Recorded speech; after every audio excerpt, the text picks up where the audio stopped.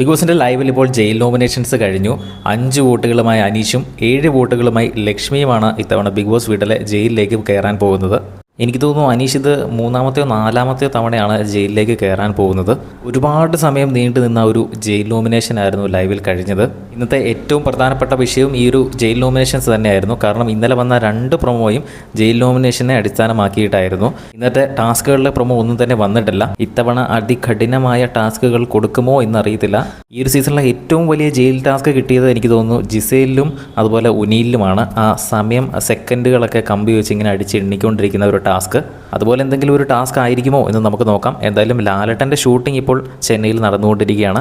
ആരാണ് പുറത്തായത് എന്നുള്ള കാര്യങ്ങളെല്ലാം എപ്പിസോഡിലൂടെ തന്നെ കണ്ട് മനസ്സിലാക്കാം. നാളത്തെ എപ്പിസോഡിൻ്റെ ലാലേട്ടൻ വരുന്ന വീക്കെൻഡ് എപ്പിസോഡിൻ്റെ പ്രൊമോ വന്നു കഴിയുമ്പോൾ തന്നെ നമ്മൾ അപ്ഡേറ്റ് ചെയ്യുന്നതായിരിക്കും. അതൊക്കെ കാണുന്നതിനായിട്ട് ചാനലൊന്ന് സബ്സ്ക്രൈബ് ചെയ്യുക.